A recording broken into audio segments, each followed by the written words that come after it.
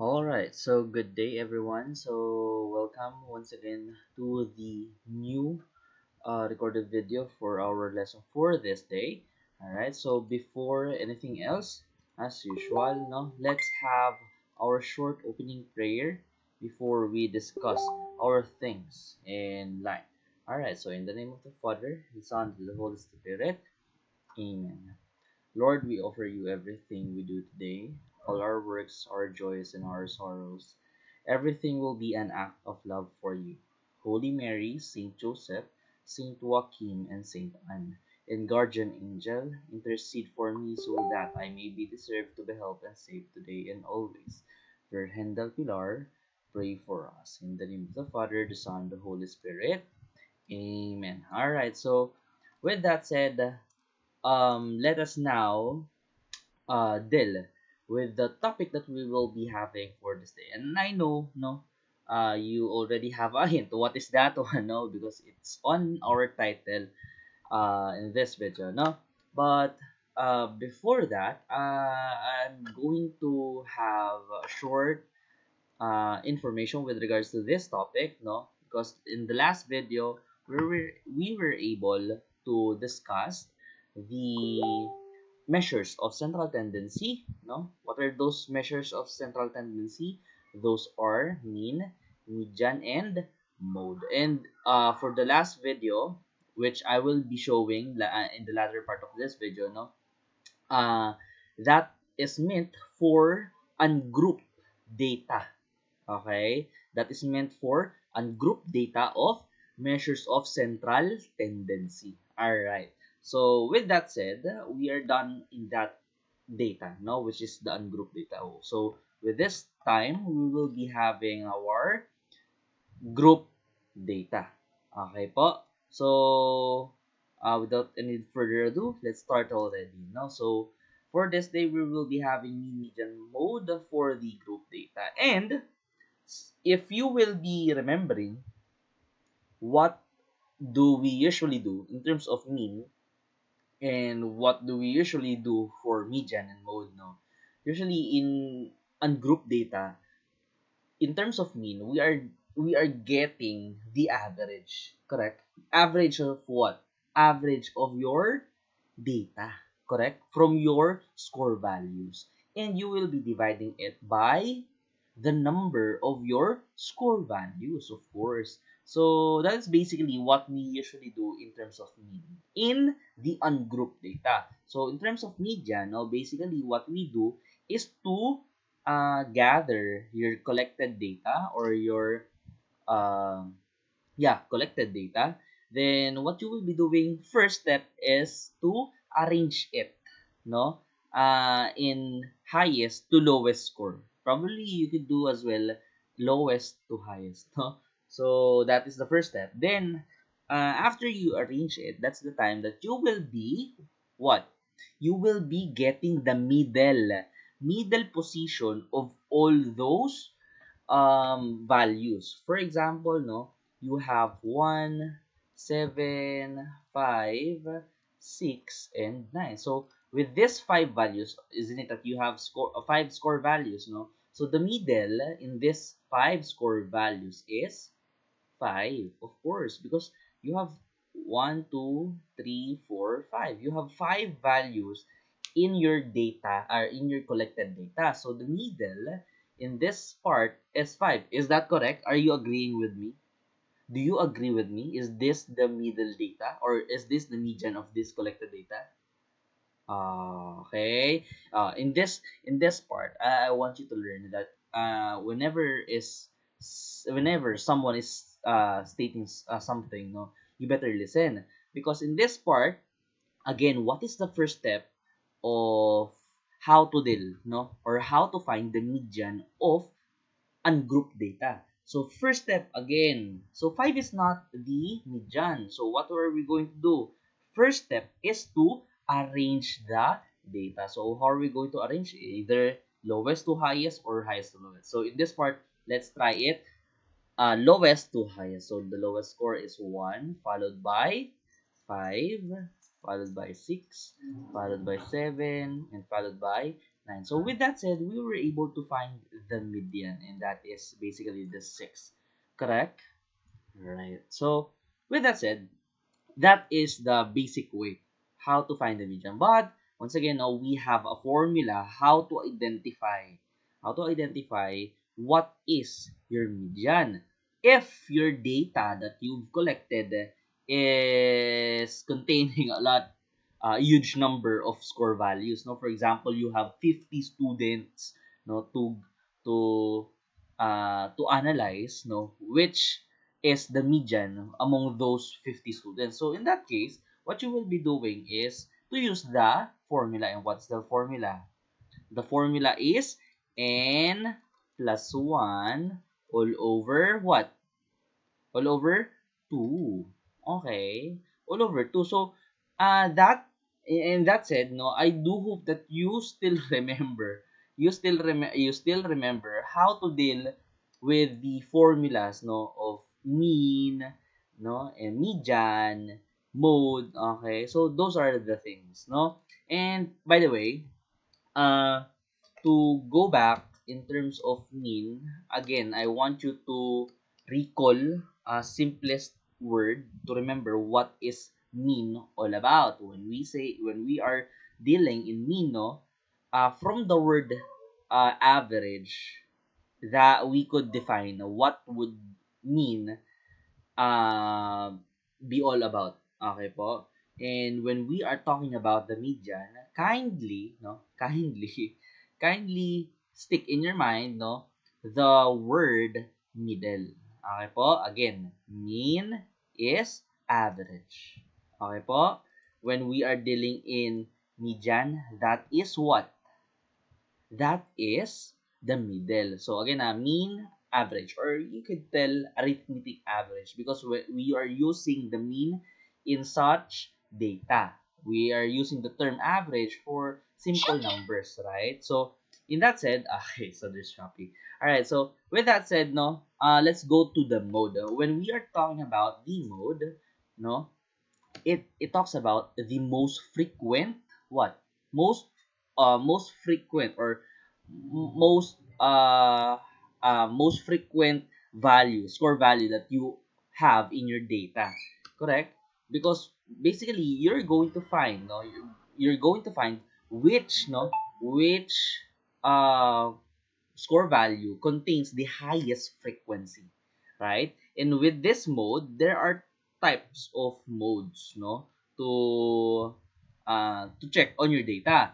Either your mode is just simple mode as it is, no, wherein there is only one mode which contains the highest frequency, or if there is two frequency that contains equal frequency, right? And if you have a frequency that has three or more, or above two numbers of frequency that contains the highest frequency, so those are what we call bimodal and multimodal distribution. So those are the types of mode to consider when you are having the ungrouped data. So with that said, anything else for the ungrouped data? So if you want to check it out, you could check the link down below in the description box wherein you can find the link of the video for the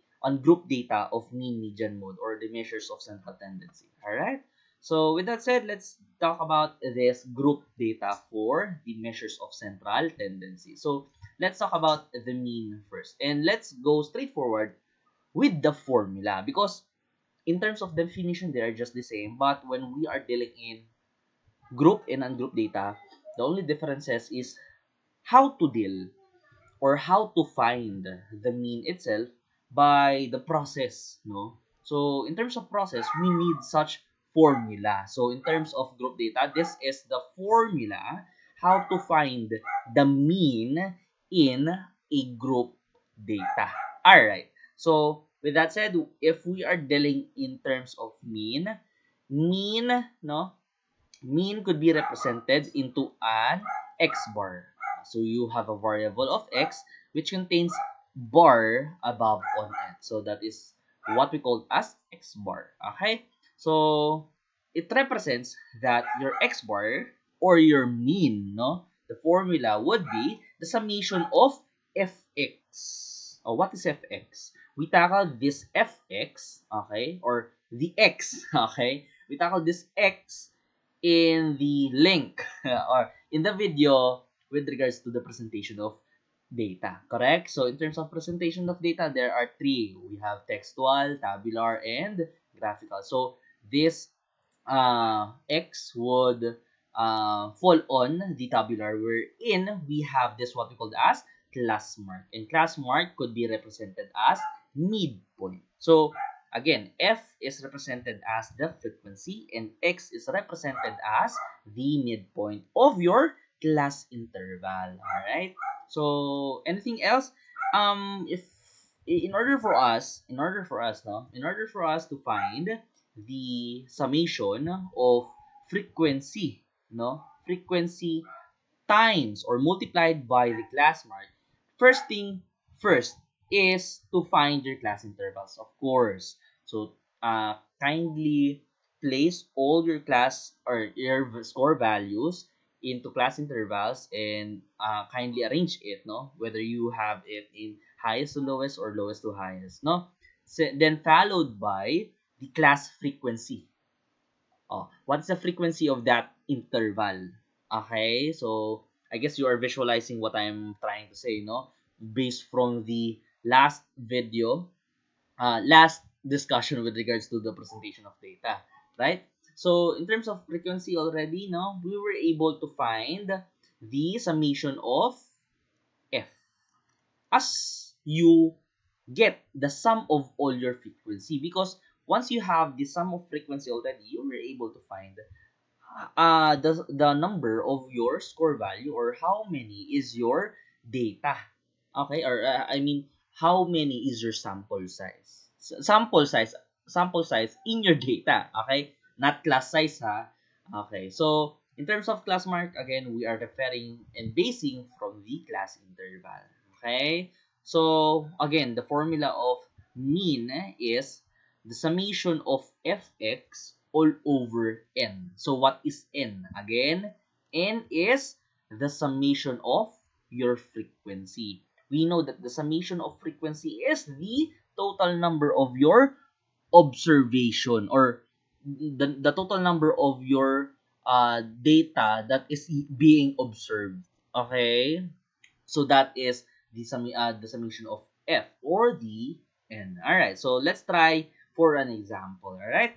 So this is the first example. So for the first example, the result of scores in mathematics test during the teacher's board examination. Okay. So we have this class interval in front of us showing that this class intervals contains the scores in mathematics during the board examinations of the teachers. So there are some teachers who got 10 to 20. Those are their scores. And there are some who got 98 to 108. Okay, so good thing, no? Sana all.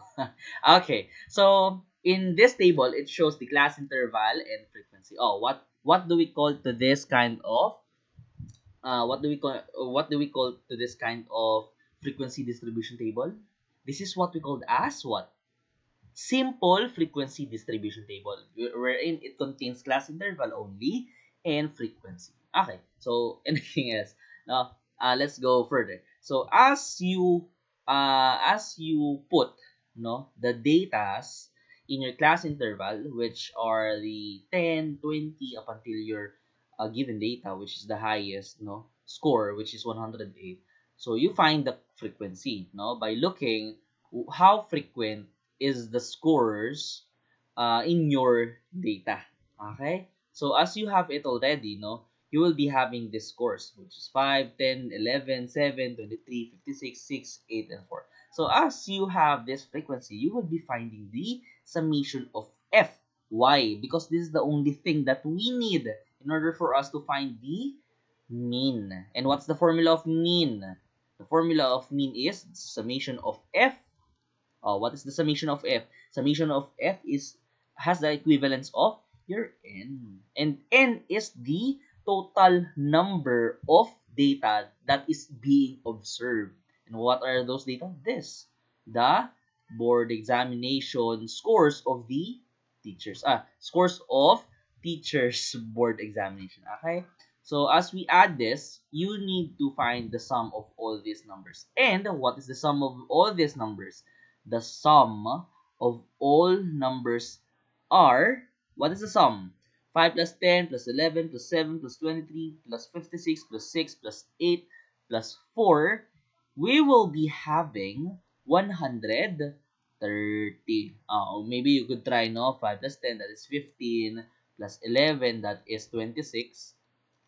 Sorry, 26, no? 26, why I'm writing 27? 26 plus 7, no? That is 33. Okay? Plus 23, that is 56. Plus 56, that is 112. Plus 6, that is 118. Plus 8, that is 126. Okay po. Then, right after, we have 130. Okay? Alright, so we have 130. So, afterwards, of course, no? What is the formula? Again, sorry. This is the formula of how to get your NHA or your summation of F. So, the formula, once again, no, I'm going to ask you, what's the formula of mean? Again, mean, no? The formula of your mean is summation of F x, okay, fx all over n. Or if you want to, no, instead of writing n, you could write summation of fx over summation of f.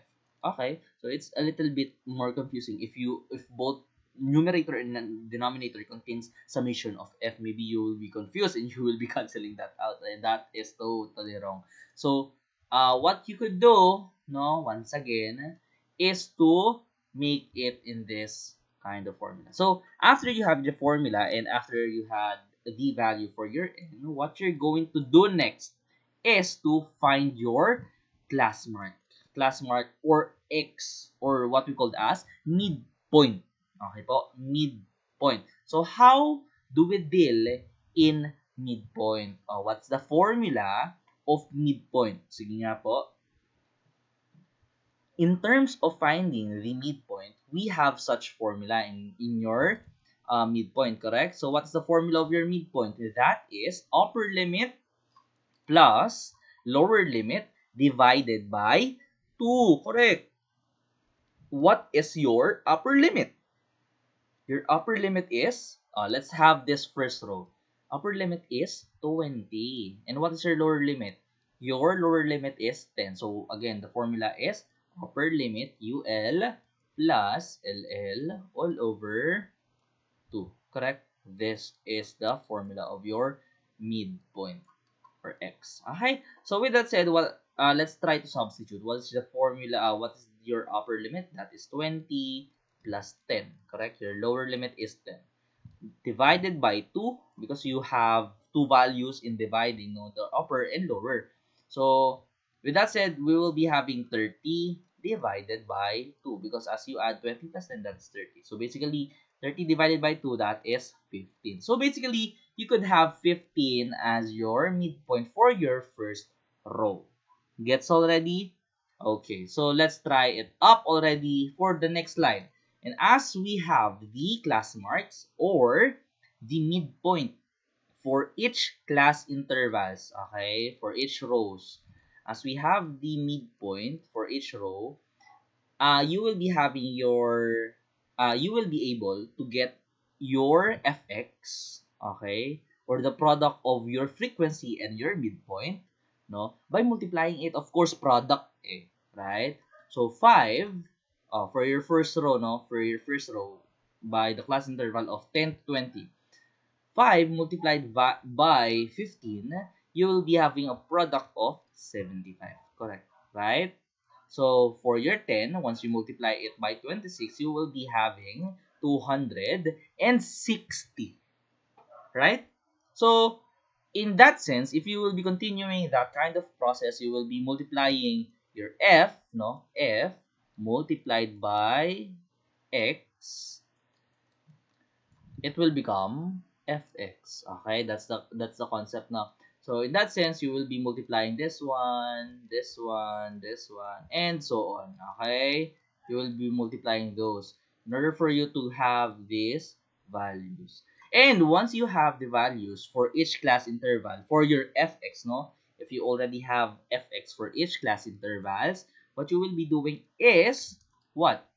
To get the summation of your fx, because from the formula of your mean, the formula is summation of fx, of course, all over n. Okay, again, what's your n? Your n is 130. Okay, 130.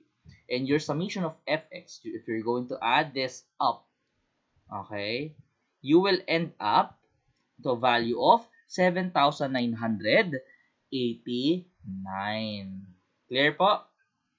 Clear. Alright. So, with that said, you will be having your numerator as 7,989 and a denominator of 130. And if we're going to have the quotient of it, the value is 61.45. Alright. So, maybe you have a questions. You have a questions? Alright. So, let's try. No? Maybe you are having such questions in mind. Let's try, no? 7,000, you could bring out your calculator. 7,989 divided by 130. I know that it has a lot of decimal places, correct? So, and I've mentioned that in terms of research, no, data, no, we commonly use 3 to 4. Yes, it is true. In terms of getting the percentage, that would be better, no? So, to be accurate more. So, in terms of getting the mean, I would be requesting you to get the final value into two decimal places only, no? Mean, median, mode, okay? Two decimal places only.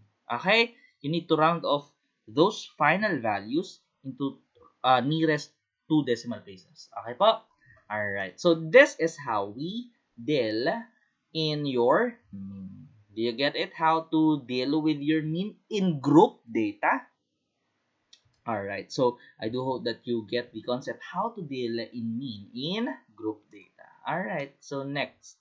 So, in terms of last time, no, we are able to deal in median. And the first thing, again, what is the formula of median in a group? The formula is just simply add the 1 to the total number and divided by 2, right? So in this case, in group data, there's a little bit tricky, but don't get confused. As long as you know how to deal in frequency distribution table, no, which I presented in my other video, no. If you want to watch that one, I'll be linking that one below in our description box, and you will be able, if you were able to watch that one, you will be able to understand what is this less than CFB, no, and what is this XLB. Okay, so maybe you have some thoughts in mind. What are these things? Like what is XLB? No, maybe you are having such questions in your thoughts. So when we are talking about this median, no, we have this symbol for the median. So in mean, we have x bar. Okay? So in terms of median, it somewhat relates with the with the mean. But in terms of instead of having straight bar line, it is a curved line. It seems like in N. Okay, right? So that is how to present median in group data. Okay, so again, the formula of median in group data is XLB plus I multiplied, or the quantity multiplied the quantity of, multiplied to the quantity of n minus 2 n minus 2 n divided by 2 minus less than CFB all over FM. Alright, so maybe as you search it online, what's the formula of media, no, you will be seeing some terms which are really different from this letters that I'm showing right now. But in a sense, the format or the process how to get them are just simply the same. It's just that how to represent the XLB has different representations. Just that representations are different, but the process are still the same. Okay? And some of the placements of the formula are different in some other cases. But in your case, no, my students, no, for those who are watching, I will be requiring you to put the formula which in this format. Okay, I don't want to see that I will be placed in this right side now. I know that there are some formulas that uh the I is placed at the right side. Okay, but I don't want that one. All right, so it should be in this format. All right, so before we go to the next slide, what is this M? Okay, which has the value of n minus 2. So if we are dealing in m, no, has the value of n minus 2, m is what we call as median class. Okay, if you will see in our presentation, m is our median class, and this median class represents, no, the class, no, the class of your median, and it represents with the three column header, no, column header that pertains the data. Okay, so before you deal with this formula, you need to find the median class first.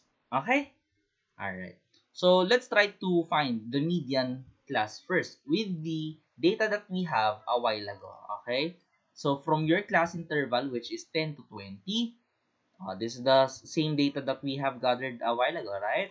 And same frequency, right? And same n, correct? So in this case, you will be able to find which is which, or which is the median class, because already in mind you have your n, or the summation of your frequency, and we know that your summation of frequency is 113.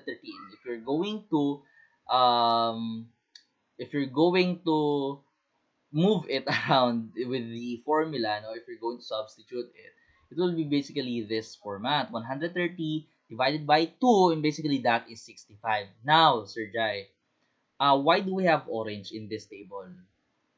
Uh, I know some of you are thinking already, why or what is this orange all about? So when we are dealing in this table, no, in terms of median class, when you've found already where is the median class, you should at least, no, at least, what I'm telling is to at least put, no, uh, a sign or a signification wherein where is your median class, okay, or to indicate where is your median class. So your median class, it tells that your median class is 65. So it only tells where does median falls, or on what class interval falls the median. Okay, that's why we are referring to the median class, or the class of the median. So as we know, as we see, no, the median class is 65. So it tells us that the median class falls under the class interval of 65 to 75. Sir Jai, why? Maybe you are thinking already why, no? When you are trying to, how's this one? When you are trying to get the median class, I want you to take note in mind that the highest cumulative frequency, no, among this cumulative frequency, I guess you know how to find this cumulative frequency, or how do we find this one? Starting from your first frequency, which is 5, correct? 5 added by 10, that's 15, added by 11, that's 26, and so on. Okay? So if you will notice, no, uh, if you will be getting the median class, kindly refer to the class interval which has the cumulative frequency which is greater than and nearest to the median class. Or for example, when we are dealing in terms of cumulative frequency, it shows that the number of your respondent falls into five. For example, let's deal with the first class, no? So the first five people falls under with the first class interval. Okay, so the people number one up to five, let's say class numbers 1 to class number 5, they're only in this interval.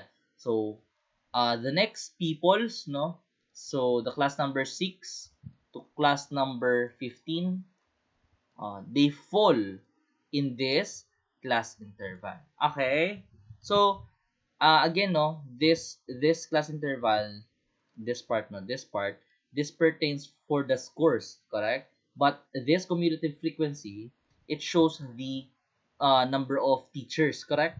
Because based from the given a while ago, this is a score from the examination or board examination of the teachers, right? So basically, this frequency are the number of teachers. And when we are dealing in terms of cumulative frequency, it shows, no, how many teachers when we add it up starting from your starting class interval, no? So the limitation of your count, again, the limitation of your count of your frequency will start from 0 to 5, okay, or 1 to 5, because you will be counting like where would 1 fall. You will your number or your first teacher will fall on this first class interval. Your sixth teacher will fall in this second class interval, okay, up until 15 only, no? So when it falls 16 already, it will fall to the third class interval already, because it shows that this is somewhat limitation. So starting from 1 to 5, 5 to 15, okay, 15 to 26. So all of the values starting from 16 to 26, that falls to the third class interval. And next in line, which is 27 to 33, it falls to your fourth class interval, and so on. Now, I'm going to ask you, where would 65 fall from your cumulative frequency? We cannot simply say that it's on the 56. We cannot, no? Because that is the limitation up until where. Let's try to figure it out up until when. Okay, so you end up with 33. So followed by 34, of course. 34 up until 56. So your limitation from your cumulative frequency is 56. So basically, you will start at 57 to 111. So where did your median class fall from your cumulative frequency? Of course, to the class interval of 65 to 75. Okay po? Alright, so you were able to find the median class already. Okay, based from the formula of n divided by 2, ha? Okay, so please take note that median class is the class interval. Again, class interval whose cumulative frequency is greater than and nearest to n divided by 2. Which in this value, no, which cumulative frequency is greater than, no, from your median class. Which is greater than, is it 56 or 111? Of course, 111. Okay, though we could really see that 65 is much nearer to 56, but please take note, no? Take note that the cumulative frequency should be greater than, no, to your M. Gets already?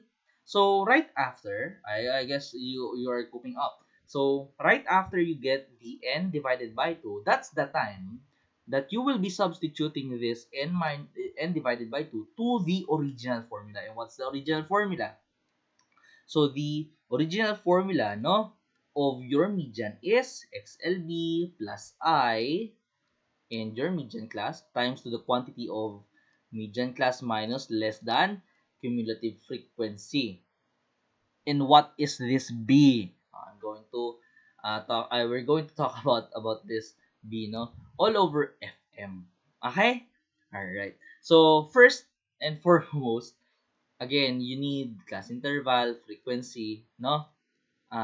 Sir, maybe you have a question, Sir Jay. Do we still need to find the midpoint? No, do we still need to find the midpoint for your median? No need. If you're going to find the mean, again, if you're going to find the mean, that's the time that you need midpoint. If you are going to find the median, no need. Okay? Alright. So, with that said, let's go on already. So, you have this cumulative frequency. Again, cumulative frequency less than, no? Why is it less than? We start from least to greatest or bottom to top. Okay? Alright. So, okay. So, in that sense, you need to focus first from the lower boundary first. And what's that lower boundary? That is the XLB. Okay? So, when we are talking about the XLB, no? XLB has the class boundary. Class boundary of what? Class boundary of your median class. Okay? Or what is your median class? It's 65. Yes, Sir Jai. Where does it fall? What class interval? That is 65 to 75. Correct? Alright, so with that said, we need to find the XLB from the formula itself. And what's the formula? That is the lower limit minus 0.5. From your class interval, that is 65 to 75, correct? Sorry for my writing. So that is 65 to 75. From 65 to 75, among these two numbers that you can see on the screen, which is the lower limit and which is the upper limit? We discussed this one to the video that I've um, posted, no, which is the presentation of data. And that is, the lower limit is 65, of course. So you can see in the presentation, no? Okay, so of course, it is 65. Okay, so once you substitute it already, you can now minus or subtract the half a unit or 0.5. Okay, so with that said, what is 65 minus 0.5? And that is 64.5. Correct, right? So once you have the 64.5, later on you're going to substitute that one to the values itself. But before that, please don't forget, you still have I. And what is I? I, basically tells us the class size. Class size of what? Class size of your class interval, of course, from your data. What is that one? That has the value of UL minus LL plus 1. Correct? And what is UL minus LL plus 1? Your upper limit from your class interval. Oh, what's your median class? Your median class is 65. And what class interval does your median class falls? It falls from 65 to 75. Correct. So from that class interval, let me know once again, what is the upper limit? The upper limit is 75 and the lower limit is 65. So with that said, that's the time that you will be substituting it, no? Because you know what is your class interval based from your median class. Correct. So with that said, you're going to substitute it. So upper limit minus lower limit, that is 75 minus 65 plus 1. What is 75 minus 65? That is simple as 10, no? And plus 1, that's why we have 11. Now, we are able to identify what is your class size. And your class size is 11. Okay? So, with that said, we have two values already, no? One for your lower class boundary, which lower class boundary of M, which is the XLB, no? And the value is 64.5. and the value for your class size, which is 11. Okay, so in that sense, we still need to find the value of these two. Because a while ago, we have the n divided by 2, correct? And n divided by 2 is what? N divided by 2 is your median class, and that is 65, correct? So let's go forward for the next slide. So for this third step, we need to find the less than, no, cumulative frequency. And what is B, Sir Jai? So B tells us the cumulative frequency before your cumulative frequency based from your median class, or the median class that you've had. So basically, the cumulative frequency that we referred a while ago is the 111, correct? And that is right. So this is the less than cumulative frequency that we have, or that we could see in the row of your class interval, right? But when we saw B, it tells us the less than cumulative frequency before this value. And what is the cumulative frequency before 111? What is that one? Basically, yes, it is. No? It is 56. Alright, so sorry for the dog. Now, alright, so it is 56. Why is it 56, Sir Jai? Once again, let's talk about the how to arrange the cumulative frequency. We arrange those value coming from your highest to lowest, correct? Or lowest to highest. So in this sense, I'm going to ask you, what kind of format did we do, no, for this data? Of course, it is from lowest to highest, right? So basically, your data or your cumulative frequency will be starting lowest to highest. So it starts from top to bottom, correct? Top to bottom, right?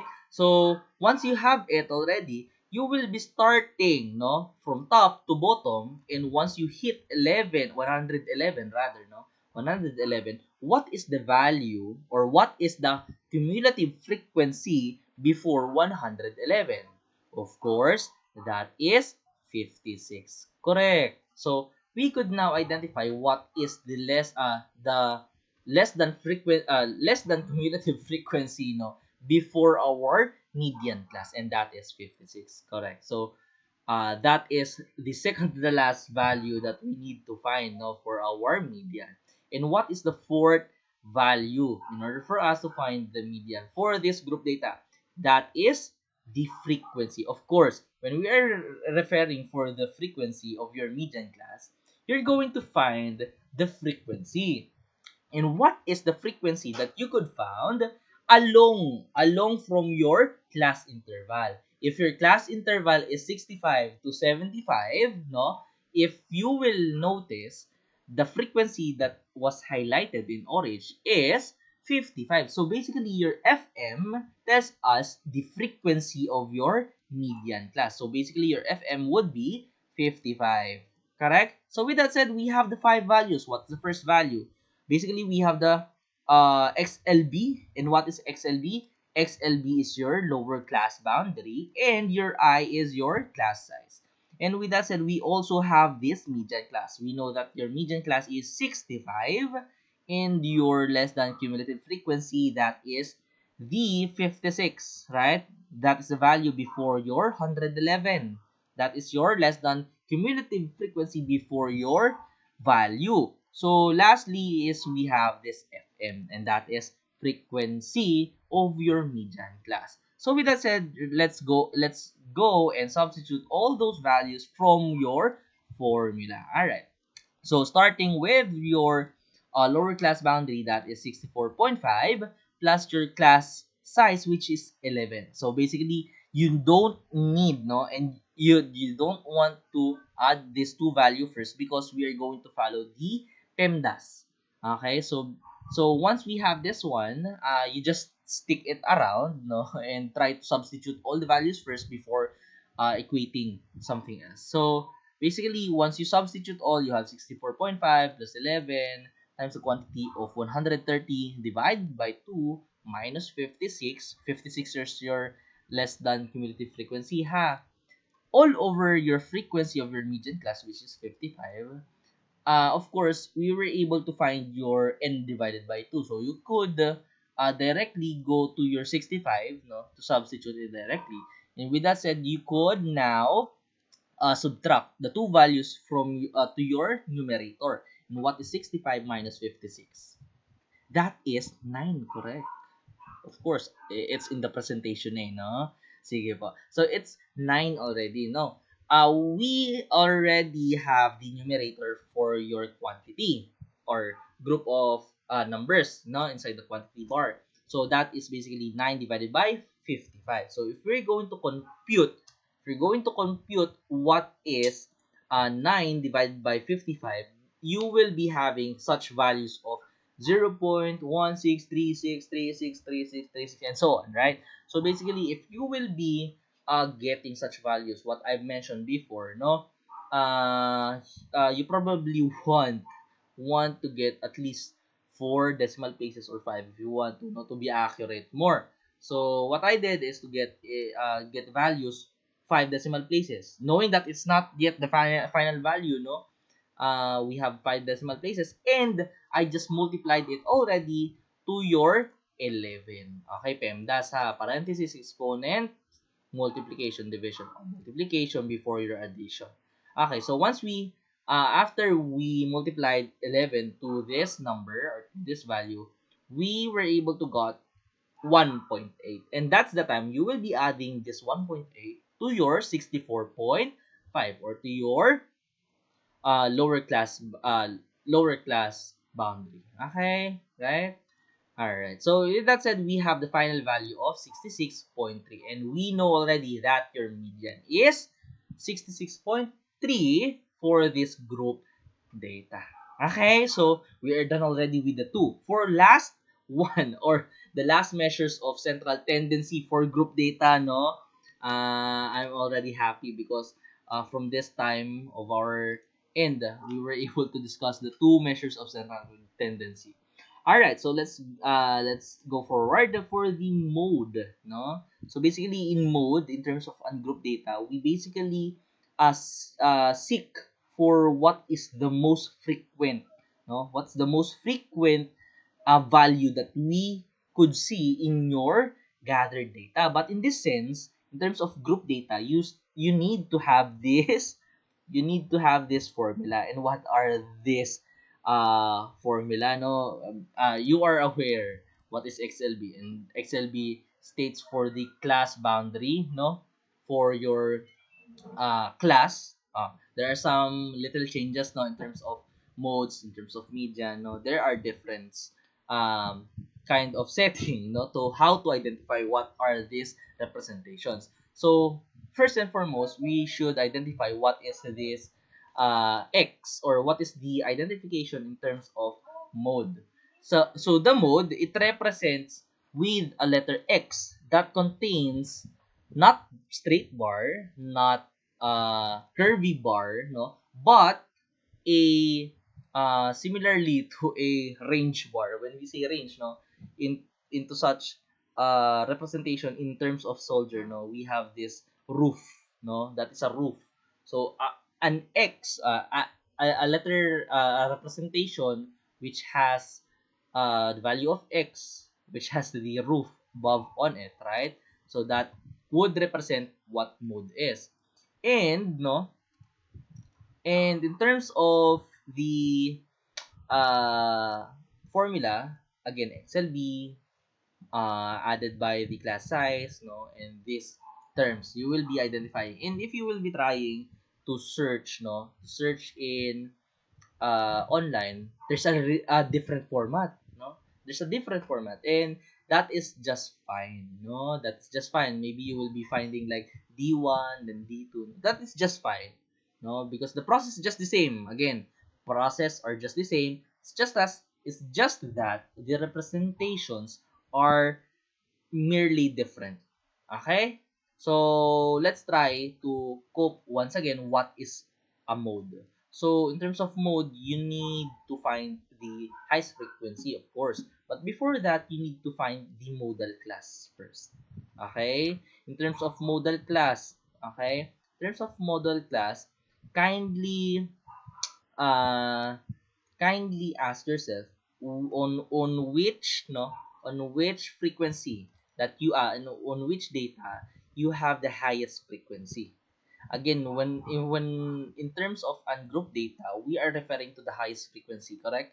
So in terms of mode of group data, we are also referring to the highest frequency. So if we're going to refer to the highest frequency, that frequency would be 55. So this will be your modal class. That is the first step. Okay? So in order for you to find what is your mode for your group data, you need to find the modal class. Okay? So in mode, you have modal class. In median, you have median class. Okay, that's the difference, no? So, first things first, again, modal class, the first thing you need to find. Second, no? Second in line is to find this XLB and I. What is your XLB? In terms of median, that is your class boundary or lower class boundary from your median class. But, we are in the modal class, so you will be representing the lower class boundary, no? Lower class boundary of your modal class. Okay? So, this is the class boundary. So, maybe some of your formula you could see in the internet, no? It seems like it shows that your CB, no? CB, then there's like LL, lower limit. Okay? Because there's such different representations in terms of this part. So, but I just make it easier. It is XLB. So, we have XLB, and what is our lower limit for your class interval? What's that one? It's 65. So, um, subtracted by half a unit. What is a half a unit? That is 0.5. So your 65, which is your lower limit, 65 minus 0.5, that will become 64.5.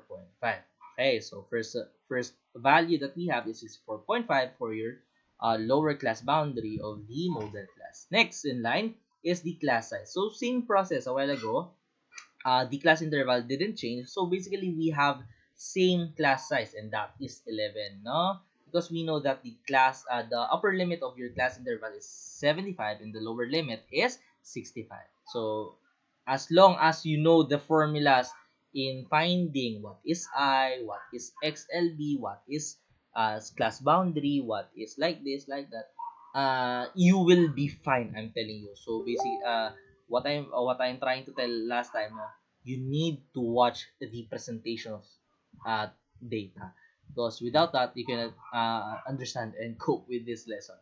Okay, so to go on, so next in line we have this class frequency of this modal class. Okay, so if you will be asking yourself, no, just like the one that we had a while ago in your median, what is the frequency that you could see, no, in your modal class? If this is your modal class, what is the frequency that you have? Of course, it's 55. So your FM or your frequency for your modal class would be 55. Okay, and that will be your third value. Okay, next in line, what are the values still that we still need to find?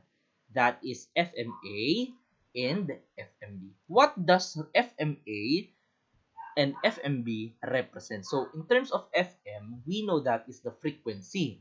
Okay, frequency of your modal class. But when we have FMA with the A, no, A beside FM, it represents the frequency, no, after the modal class. So it represents the frequency after from your frequency. What's your frequency? That is 55. What is the frequency after 55? To the next interval, that is 7. Okay, again, our class interval is formed to lowest to highest. So therefore, we start from top to bottom. Okay po? So basically, after 55 or after this class interval, this is the next class interval, right? So basically, your FMA will be 7 and your FMB, or what we call as the class frequency before, the modal class, that is your 23. Okay, this will be your FMB. And with that said, you are now able, no? You're now able to substitute all values to identify what is your mode for this group data. Are we clear? So let's try to gather all these 5 values that we have for this formula for your mode. Okay? So from this mode, you have XLB, you have your class size, you have your frequency, you have frequency after your frequency, and the frequency before your frequency. Okay, and if we're going to substitute it, no, basically 64 to your XLB or XLB, yeah, and your class size to your I, FM, FMA, and FMB. Okay po, FMB. And what is this FM? FM should be replaced as well. So you're going to multiply the MM by twice in your denominator. So in terms of this one, there is an explanation as well. If you will be trying to search, no, there are some cases, some formulas shows that there is D1 over D1 minus D2 or something else, no, or D2 minus D1, something like that. The processes are just the same, no. It shows that there are two frequencies. That's why, okay? That is why this is the most basic one and the most structural that you could see. Where did that FM or where did that frequency go from the formula of D1 and D2 and such things? Okay? So from this concept, you have already substituted all the values that you've had a while ago. Right? So first step, follow the PEMDAS. PEMDAS, parentheses, exponents, multiplication, division, and addition and subtraction. So you have the frequency already, and you can now substitute your numerator, and that will fall to the value of 32. From your denominator, again, PEMDAS, parentheses, exponent, multiplication, no? And you should, again, no, you should follow the concept of left to right. So 2 multiplied by 55, that would be 110. Minus 7, that is 103. And what is 103 minus 23? That would fall to 80. And when we are going to identify what is 32 divided by 80, what's the value? What do you guess? That is basically 0.4. So with that said, there's no such values, no, we could see in calculators. If you just simply divide 32 divided by 80, that would fall to 0.4. So once you multiply it by 11, that would fall to 4.4. Okay, so with that said, you can now add the two values and to have the value for your mode. Okay, so once again, to summarize it all, no, so this is the value of your mode for the group data. Okay, to summarize it all, let's go back to the formulas. Okay, the formula for your mean, what's the formula? The formula is the summation of x bar is equal to the summation of fx over or divided by n. Correct. So what is the formula? How about for the median? The formula is median is equal to what? What is this XLB? Once again, XLB is your lower class boundary. Okay, so again, median is equal to the lower class boundary of your median class plus the class size multiplied by the quantity of your median class. Median class is your n divided by 2 minus or subtracted by the value of less than cumulative frequency or the value before your cumulative frequency all over the frequency that you have for your median class. Again ha, okay po? Alright, so lastly, what is the formula for your mode? Again, this is the formula for your mode, no? Which contains, no, the same concept from the median, but the inner value from your quantity are different. So you have the frequency and the value of the frequency before your frequency, right? And the product of twice of your frequency and the overall differences from your starting from the product of your twice frequency and by the value of your after frequency and before frequency. And afterwards, you will be having those measures of central tendency. So I hope that by this time, you were able to understand already the concept of these measures of central tendency in terms of group data. So if you have something in mind, if you have questions, queries, clarifications, or such thoughts in mind that makes you confused, no, don't hesitate to leave a comment below and type your question, no, and to ask Sir Jai, what is this one, what is that one, no, and I will be trying to reach your comment and answer your question. So with that said, if you like this video, please hit that thumbs up, and if you want to follow for more videos, please hit that notification bell and the subscribe button, no, and if you want to watch the next video that I'll be uploading, please stay tuned. And thank you and God bless for this time. Goodbye, Philippines.